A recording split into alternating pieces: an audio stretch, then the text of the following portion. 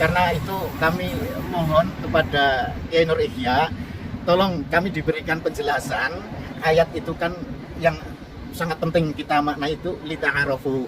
Karena kan satu ayatnya ya ayyuhalladzina amanu ya ayyuhan nas khalaqnakum min dzakari wa untha wa ja'alnakum syu'uban wa qabaila lita'arafu.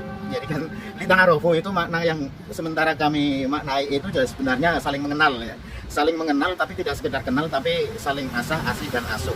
Untuk apa? Untuk mencapai in akramakum indallahi atqakum. Dan itu wasiat dari Mbah Sunhadi kepada kami bahwa nasab itu tidak terlalu penting, ya memang tidak penting jika kita mengurut nasab itu tidak menuju kepada in akramakum indallahi atqakum. Itu pemahaman kami, Pak Kiai Nur Ihya. Tolong diberi penjelasan lebih lengkap. Kami yakin panjenengan itu alim untuk hal-hal tentang nasab itu dan tafsir-tafsir Al-Quran yang selama ini memang kita sedang betul-betul merenung ulang bicara ihdinas siratal mustaqim seperti sudah panjenengan uraikan.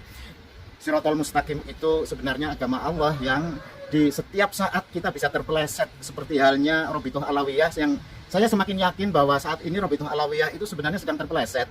Ya, para habib-habib yang mengagung-agungkan nasab itu bagian dari orang-orang yang terpeleset. Maka ya kami meyakini pada saat kita sudah terpeleset seperti itu ya, minta petunjuk kepada Allah. Siratal ladzina an'amta 'alaihim. An'amta 'alaihim itu siapa? Ya, saya yakin para dzurriyyah Rasul yang mungkin silsilahnya banyak kita temukan di banyak tempat. Intinya ketika kita sampai kepada Rasulullah, justru kami yang merasa tiba-tiba ditemukan dokumen-dokumen semacam ini masih punya hubungan darah ketika silsilah disambung-sambungkan itu sampai ke Rasulullah. Justru yang kami pikir bukan untuk kami mengagung-agungkan nasab, tetapi justru kami ingin agar diberi kekuatan. Bismillah tawakkaltu 'alallah la haula wala quwata illa billah untuk senantiasa berusaha menuju siratal mustaqim. Itu untuk apa? Ya, sesuai misi besar Rasulullah, inna akramakum indallahi atqakum. Itu menuju ke sana karena bungistuli utami makarimal akhlak itu tugas utama Rasulullah.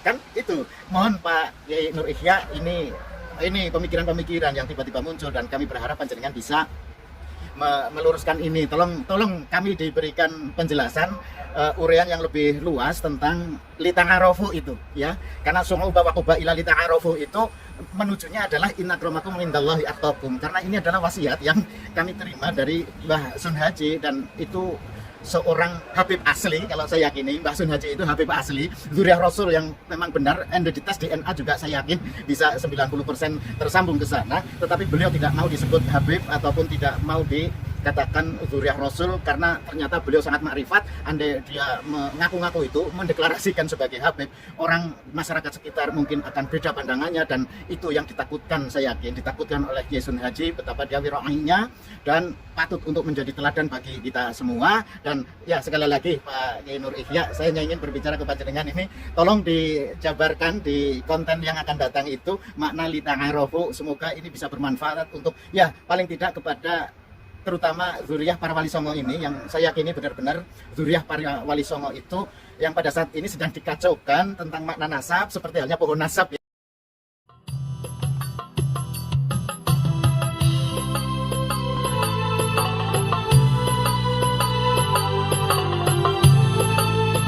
Assalamualaikum warahmatullahi wabarakatuh. Bismillah, alhamdulillah, innal hamdalillah nahmaduhu wa nasta'inuhu wa nastaghfiruh wa na'udzu billahi min syururi anfusina wa min sayyiati a'malina may yahdihillahu fala mudhillalah wa may yudhlilhu fala hadiyalah. Wassalatu wassalamu ala Rasulillah Muhammad ibn Abdullah wa ala alihi wa sahbihi wa mawalah. Amma ba'd. Qala Allah Ta'ala fi kitabihil karim, a'udzu billahi minasyaitonir rajim. Bismillahirrahmanirrahim. Ya ayyuhan nasu inna khalaqnakum min dzakarin wa untha wa ja'alnakum syu'uban wa qabaila lita'arafu. Inna akramakum 'indallahi atqakum. Innallaha 'alimun khabir.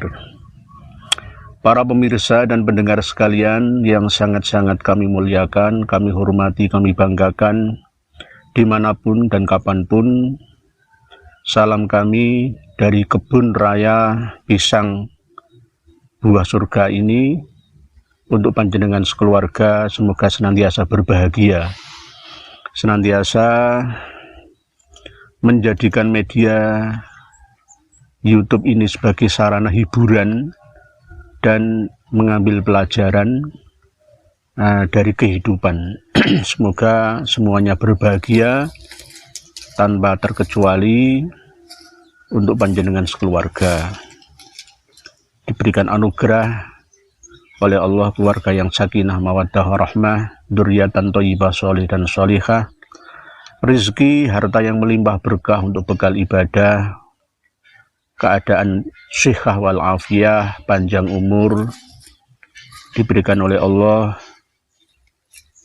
ketenangan, kebahagiaan, keberkahan, keselamatan, kedamaian, kesenangan, keselamatan fit dunia hasanah wa fil akhirah juga hasanah. Pada kesempatan yang penuh dengan kebahagiaan ini, saya akan menjawab permintaan dari Romo Kiai asal Kebumen dari channel Kabar Kuburan. Romo Yai meminta kepada saya untuk menjelaskan tentang arti dari inna akramakum indallahi atqakum yang sebelumnya dimulai dengan kata-kata ta'aruf atau li ta'arufu. Sebenarnya antara saya dengan Romo Yai dari Kebumen Kabar Kuburan itu lebih alim panjenengan Yai. Saya ini hanya manusia yang maca alim, kurang alim. Hanya ingin menjadi orang alim karena abah dan ibu saya, bapak dan ibu saya juga dulu itu selalu mencintai orang-orang alim agar anaknya menjadi orang-orang alim, sama seperti dalam kitab Ta'limal Muta'alim. Jadi kalau jenengan mengatakan saya orang alim, enggak, lebih alim panjenengan. Jenengan lebih mampu menjabarkan arti sangkan paraning dumadi inna lillahi wa inna ilaihi rajiun. Dengan channel Kabar Kuburan panjenengan itu mengingatkan kami semua, seluruh umat manusia, dengan mengkabarkan akan adanya kuburan itu manusia akan menjadi sadar, tidak lagi angkuh angkara murka di muka bumi ini. Wala tamshi fil ardi maroha innaka lan takhriqal arda wa lan tablughal jibala tula. Jangan kamu berjalan di muka bumi ini dengan sombong atau angkuh. Sesungguhnya kamu tidak akan mampu menembus bumi dan mampu menjulang tinggi mengalahkan gunung. Jadi manusia ini tidak tahu apa yang ada di bawah bumi yang kita tempati, yang kita pijak ini. Entah di bawah bumi kita ini ada minyak bumi, atau ada harta karun, ya, atau ada patahan bumi, ya, kita tidak tahu. Jadi jangan sombong. Kemanapun dan dimanapun kita berjalan, merayap menjadi dabah, bergerak melata di muka bumi ini, jangan sombong. Saya pun jika diingatkan oleh channel-channel yang lain atau saudara-saudari yang berkomentar di video-video kami, ya saya terima. Ada yang mengingatkan kami tentang bacaan kitab kuning saya, ada yang sabekul lisan, ya saya terima, nggak apa-apa, ya bagus. Justru mengkritik itu tanda sayang, tanda cinta. Saya mengkritik orang lain berarti saya mencintai orang lain itu. Saya mengkritik Habib berarti saya mencintai Habib itu, agar menjadi orang yang jangan berjalan di muka bumi ini dengan sombong dan angkuh. Sebab kalian tidak akan mampu menembus bumi atau tahu di dalam perut bumi, dan tidak akan mampu tinggi menjulang mengalahkan gunung. Innaka lan takhriqal arda walan tablughal jibala tula. Ada dua ayat dalam surat Luqman ayat 18, wala tusa'ir khaddaka linnasi wala tamshi fil ardi maroha, dan di dalam surat Al-Isra atau surat Bani Israel ayat 37, ya, wala tamshi fil ardi maroha innaka lan takhriqal arda walan tablughal jibala tula.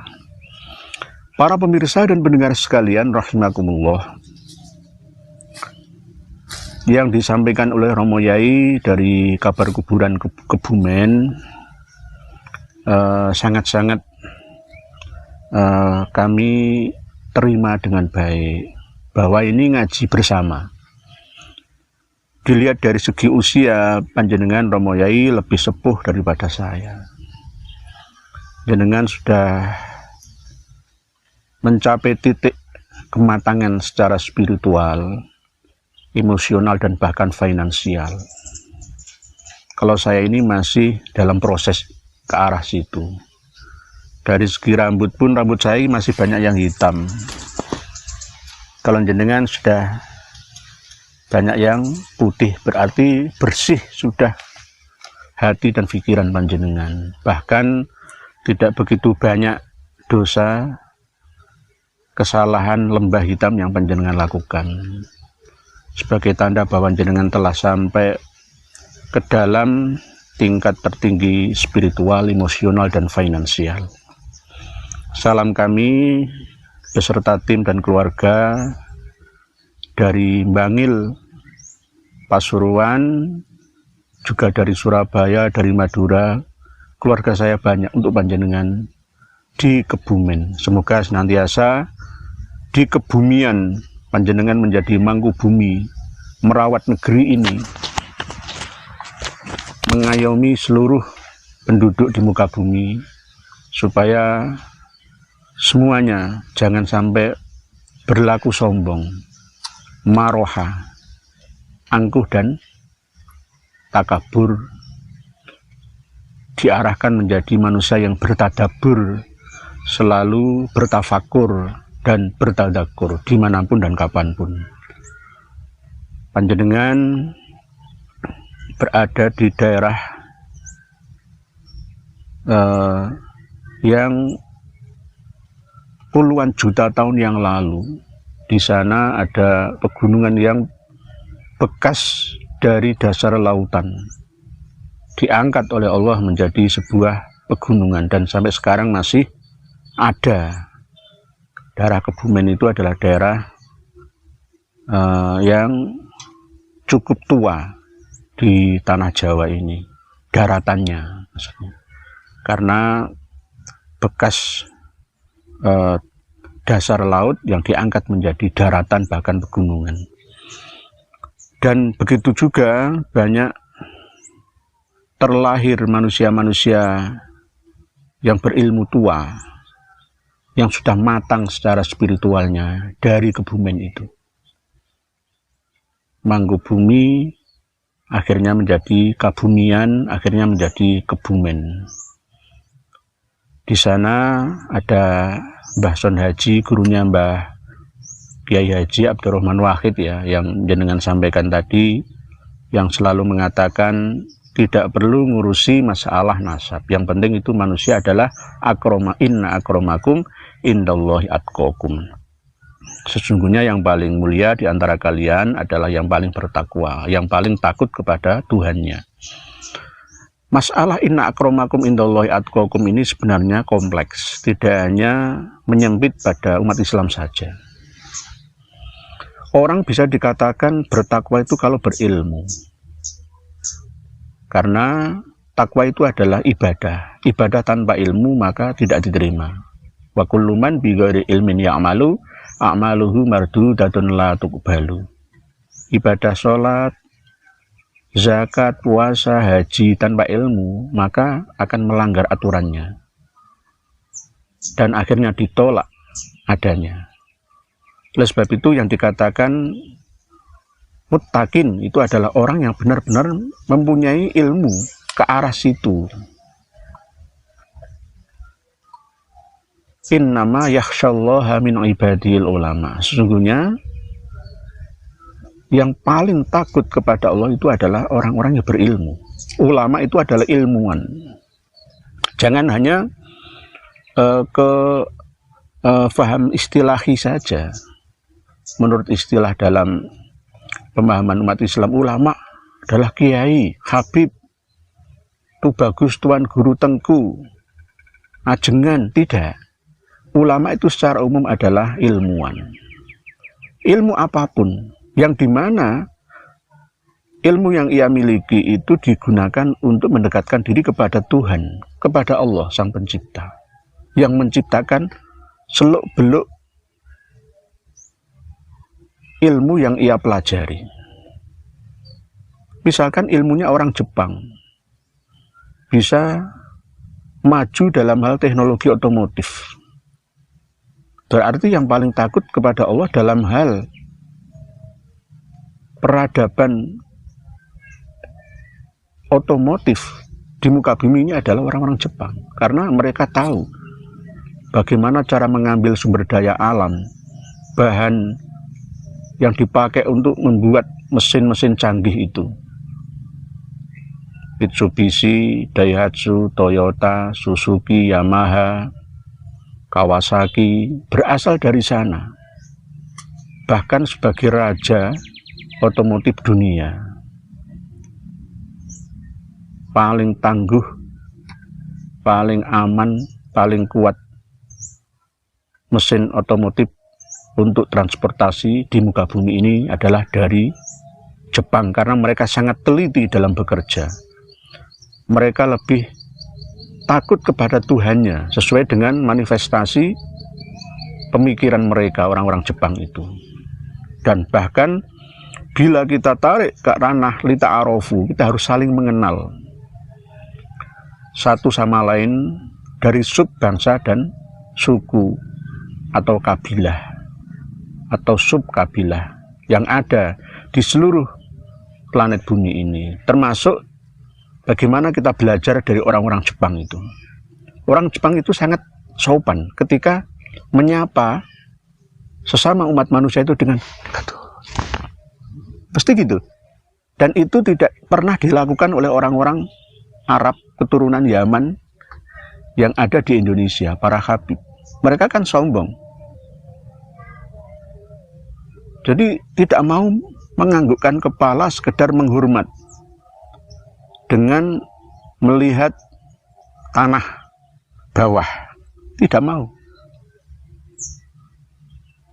Jika ayat yang saya sampaikan di awal tadi, wala tamshi fil ardi maroha, diterapkan kepada para habib, nggak cocok. Alias justru para habib melakukan maroha. Tapi kalau orang Jepang malah justru cocok, padahal orang Jepang Shinto agamanya. Ini bagaimana? Nah, inilah yang namanya al-hikmatu dholatul mu'min. Hikmah, ilmu yang sangat-sangat bermanfaat, itu adalah harta yang hilang dari orang-orang yang beriman. Kenapa justru umat Islam malah tidak cinta damai, padahal orang-orang non-muslim banyak yang cinta damai. Umat Islam saling berperang dengan saudaranya sendiri, perang saudara.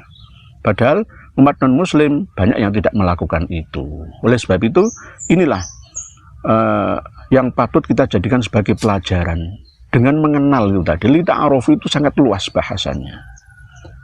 Tidak hanya lingkup seorang muslim saja, tapi semua agama dan kepercayaan yang ada. Contoh tadi yang saya tarik ke Jepang. Sopan santun mereka itu dengan sesama orang itu sangat tinggi akhlakul karimahnya. Arigato, arigato. Atau monggo Pak, kalau orang Jawa, orang Sunda, ya orang Daya, orang Madura, orang Melayu, Bugis, ya itu selalu menyapa. Kalau dipandang itu pasti nggak melengos, dia monggo Pak, monggo Bu, monggo Mas, monggo Kang, monggo. Walaupun tidak ada yang dipersilahkan itu ya monggo, nyuwun sewu langkung, permisi, silih asah, silih asuh, silih asih.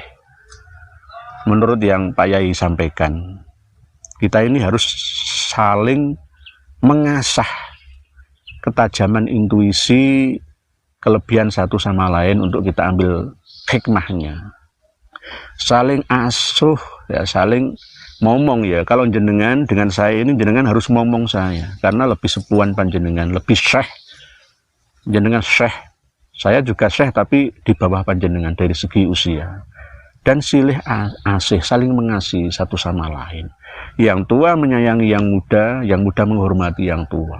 Ini harus dijalankan oleh penduduk Indonesia semuanya, tak terkecuali para habib yang ada di Nusantara ini. Sesuai yang Allah sampaikan dalam surat Al-Hujurat ayat 13 itu, ya ayyuhan nasu inna khalaqnakum min dzakarin wa untha wa ja'alnakum syu'uban wa qabaila lita'arafu.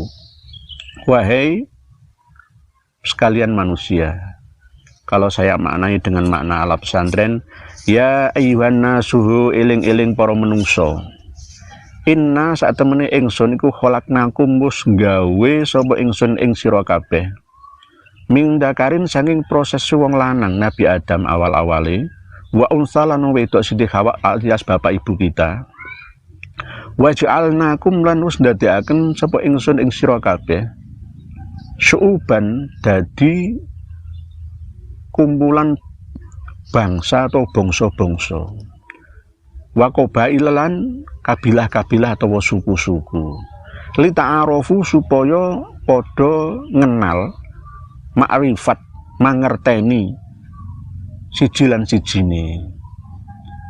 Inna akramakum sak temene wong kang paling mulya ana ngersane Gusti. Inna akramakum sak temene wong kang paling mulya antara sira kabeh. Indallahi mungguh Gusti Allah iku atqakum wong sing paling wedi, wong sing paling cedhak, wong sing paling menghamba marang Gustine sangka sira kabeh. Innallaha sak temene Gusti Allah iku alimun zat ingkang maha mangertosi mangerteni, khabirun tur ingkang maha teliti utawa waspada.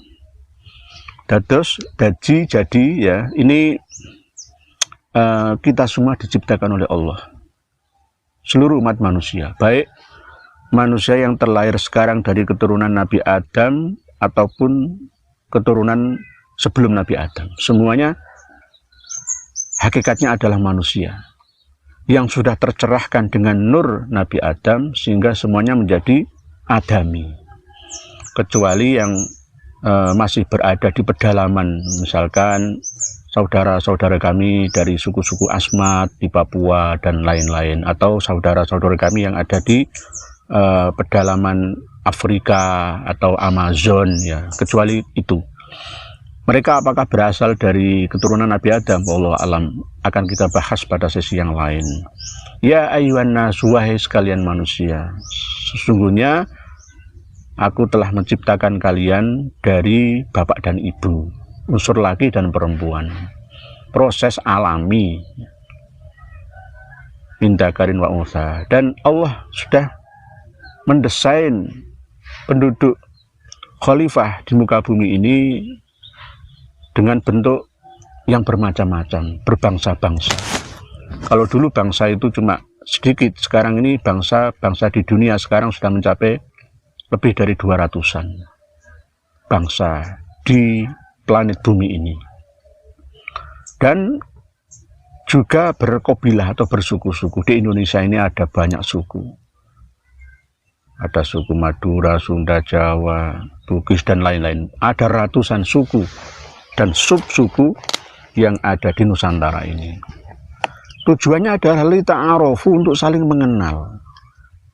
Berarti tidak boleh saling menindas, menganiaya, menyerang, melecehkan satu sama lain.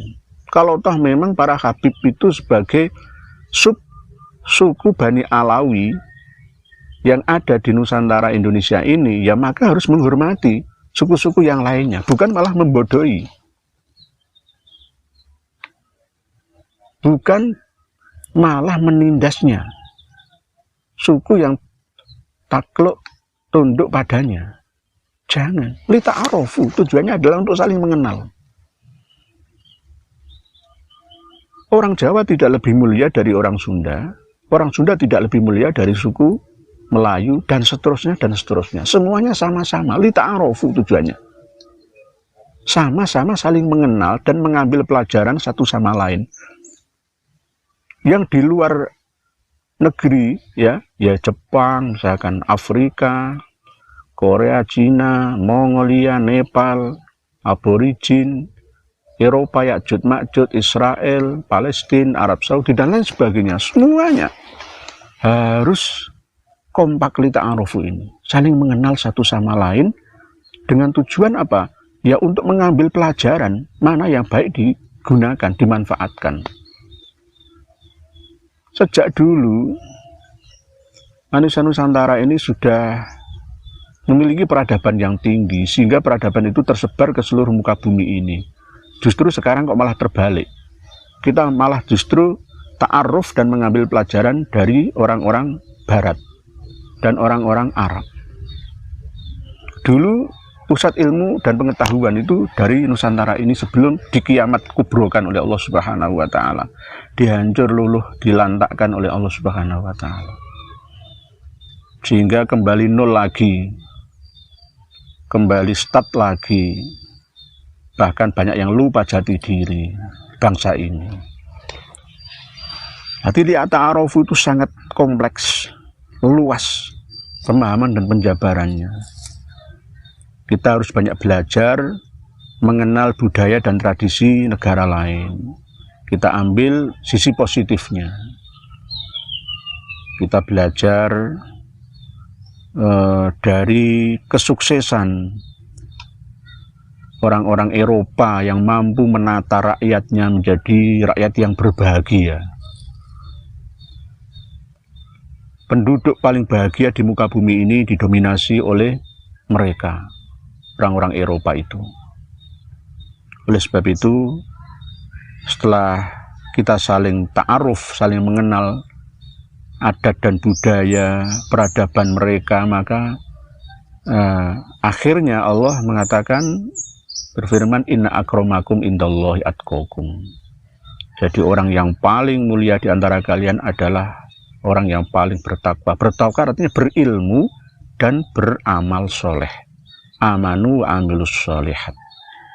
Tidak hanya sekedar bertakwa saja tanpa ilmu, ya tidak. Dikatakan muttaqin itu karena dia berilmu. Innama yakhsyallaha min ibadihil ulama. Innallaha alimun khabir, ditutup setelah inna akramakum indallahi atqakum itu, sungguhnya Allah Maha mengetahui dan Maha teliti terhadap seluruh alam ciptaannya. Mungkin demikian Romo Yai yang dapat saya sampaikan. Mohon maaf tidak terlalu panjang ya, karena pas saya bekerja sebagai penjaga kebun, Allah titipkan untuk saya, dikasih oleh Allah wa jannatin alfafa, dan kebun-kebun yang rindang. Lah inilah surga. Jannah itu bermakna kebun, taman, hutan ya. Alfafa itu yang indah, rindang, yang rindang, sejuk. Ini kebun pisang Romo Yai. Pisang adalah buah surgawi ya, ini pisang adalah lambang dari kesetiaan. Dia tidak akan mati sebelum meninggalkan jejak berbuah dulu dan meninggalkan anak, ini anak-anaknya. Jadi dia akan anfa'uhum linnas, khairun nas anfa'uhum linnas, ya pisang ini. Dia diberi wahyu oleh Allah untuk bermanfaat, menjadi pelengkap kenikmatan surgawi di muka bumi ini. Untuk yang akan datang kita akan menjelaskan tentang akhirat, karena banyak yang protes dari kalangan pesantren, katanya, Ustadz ini aneh, saya itu mondok 15 tahun nggak pernah mendengarkan apa yang disampaikan oleh Ustadz Nur Ihya atau Kiai Nur. Ya wajar lah, kita ini semuanya belajar, tidak ada kata-kata saya paling, tidak, semuanya saling belajar, saling berbagi, menerima ya satu sama lain informasi yang bermanfaat berdasarkan data dan fakta. Channel ini adalah channel untuk mencerdaskan pemahaman ilmu agama yang terupdate. Jadi tidak klasik kuno, enggak, terupdate, tidak monoton. Demikian, terima kasih Romo Yai dari Kabar Kuburan Kebumen. Semoga prinsip penjenengan inna lillahi wa inna ilaihi roji'un, ngilmu kasampurnan sangkan paraning dumadi. Innalillah sangkan paraning dumadi wa inna ilaihi rajiun. Dapat kami resapi juga, saya ambil pelajaran dari mutu atau semboyan panjenengan itu. Wallahu a'lam bissawab. Akhirul kalam, wassalamualaikum warahmatullahi wabarakatuh.